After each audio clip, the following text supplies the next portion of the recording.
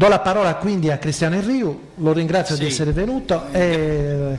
così, insomma, penso che alla massima libertà. Non potevo mancare, Marco, sono stato da te precettato e quando tu mi precetti io sono sempre presente. Ti chiederei di proiettare la tabella dell'ANCI che quella di prima, che testimonia l'andamento dei finanziamenti, ancora nazionali alle regioni per l'area sociale, perché credo che sia esplicativa e significativa di quello che sta succedendo nel nostro Paese e che dà una risposta a molti dei problemi e delle tematiche che sono state sollevate. Io non entrerò nel merito degli argomenti di carattere tecnico che mi è piaciuto ascoltare e credo che tutti i colleghi, anche amministratori locali, abbiano ascoltato con piacere e con interesse le argomentazioni che sono state presentate e i temi esposti. Un tempo si diceva silete teologi munere alieno, insomma, per dire le cose di cui non si è competenti è meglio non parlare. Quindi toccherò alcuni temi di carattere politico anche alla luce degli spunti che sono emersi. E il primo e più importante mi pare sia questo dei tagli imputati al comparto degli enti locali che determinano una pressoché impossibilità delle amministrazioni locali, dei comuni, di poter gestire i servizi in modo efficiente ed efficace. Noi abbiamo chiesto al Governo nazionale come ANCI il ripristino dei livelli pre-manovra, anche se i tagli sono talmente rilevanti e ci rendiamo conto che sarà difficile che questo accada. Però questo produce effetti talmente dirompenti, talmente negativi nelle finanze comunali che probabilmente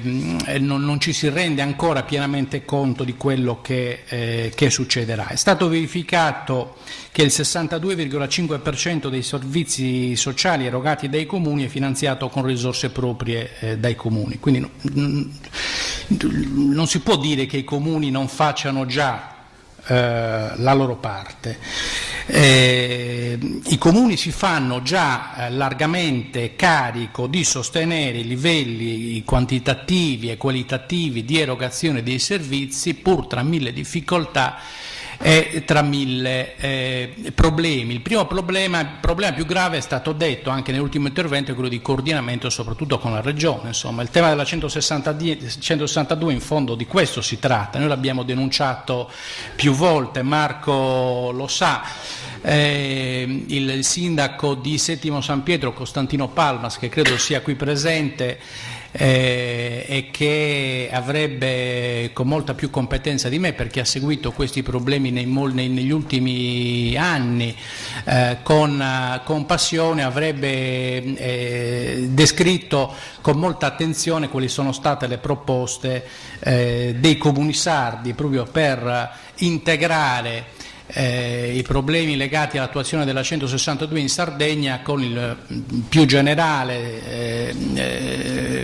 tema dell'erogazione dei servizi e dell'integrazione di questi con le politiche sociali a livello comunale, a livello di territorio, soprattutto nei plus. Quello che manca in effetti è la mancanza, quello che manca è una strategia organica e continuativa di risposta ai bisogni assistenziali. Quindi nella programmazione locale il Giancada e lo stesso Giacobini mi pare conoscono molto bene alcune realtà locali, è stato detto. Il mio plus è il plus del distretto di Carbonia, quindi insomma quando è stato fatto un riferimento specifico ho inquadrato bene il problema, e il rischio gravissimo è quello della duplicazione degli interventi, della dispersione di risorse, del depotenziamento del ruolo e delle funzioni dei comuni su questa tematica. Un ruolo e delle funzioni che noi riteniamo debbano essere non solo mantenute ma rafforzate, soprattutto in un momento come questo nel quale i sindaci, i comuni sono organi di prima e ultima istanza, cioè sono quelli ai quali i cittadini si rivolgono sempre quando non sa chi ci si deve rivolgere per risolvere un problema, e sono quelli ai quali ci si rivolge quando si è fatto il giro da tutti gli altri e non si è trovata una risposta da nessuna parte. Io ho partecipato con molto piacere, anche se non padroneggio la tematica perché non mi occupo di questi temi da molto tempo, però siccome sono stato quasi 20 anni fa il primo presidente di Federsolidarietà Sardegna e allora Marco Espa l'avevo conosciuto allora, è vero, è stato detto, quando si parla di personalizzazione dei servizi di progettazione individualizzata, la Sardegna ha fatto da battistrada rispetto a moltissime altre regioni d'Italia, e mi ricordo in quella fase pionieristica, quando si cominciava a parlare di politiche sociali attive, quando Zamagni, Luigino Bruni cominciavano a fare a proporre le loro ricerche, il loro lavoro, e noi cercavamo di organizzare i servizi sociali, l'atto impresa sociale, che era ciò di cui io mi occupavo allora. Il principio di sussidiarietà, Gianmario, non era ancora stato scritto, non era stato ancora inserito nella Carta Costituzionale, l'articolo 118 della Costituzione, e mi ha fatto un certo effetto vedere nel documento che è stato scritto dalla Commissione europea, trasmesso al Parlamento europeo e alle altre istituzioni, che contiene tutta una serie di proposte per rilanciare l'economia sociale di mercato. Mi ha fatto molto piacere leggere tutta una serie di cose che noi qui in Italia e in Sardegna avevamo discusso, approfondito più di 20 anni fa. Mi ha colpito. Ho letto da qualche parte che questa parte del documento è stata scritta da Mario Monti, laddove si specifica che la solidarietà costituirà il motore dell'economia europea verso una nuova ambizione di mercato unico europeo basato su una economia sociale di mercato altamente competitiva. Quindi quando si parla di sussidiarietà, così come ha detto Gianmario De Mure, come è stato riportato anche da qualche altro relatore, è opportuno però capire in che modo questa sussidiarietà, questo principio di sussidiarietà va declinato.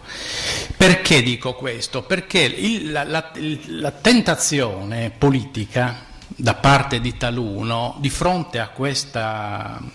tabella è quello di dire: ma sì, tanto ci sono le famiglie, tanto c'è il privato sociale, tanto c'è il volontariato che in qualche modo compensa, per cui quando si va a misurare il grado di benessere delle popolazioni e dei cittadini, questi sono dati relativi, perché vengono in qualche modo compensati dalle famiglie e dal privato sociale. Siccome dobbiamo fare i conti con la scarsità di risorse economiche, sappiamo che dovremo farlo anche negli anni successivi, credo che il pericolo più grande è che la sussidiarietà diventi un modo più o meno surrettizio di abbassare i costi ulteriormente, di precarizzare i fornitori di servizi pubblici.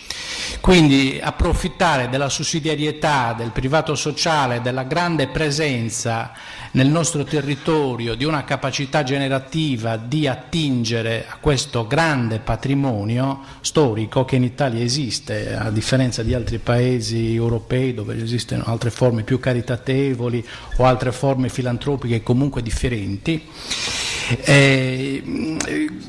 soffocando questa vitalità e questa capacità appunto generativa e di costruzione di modelli di risposta che non guardano solo al dato economico, ma che nella società civile sarda e italiana ci sono.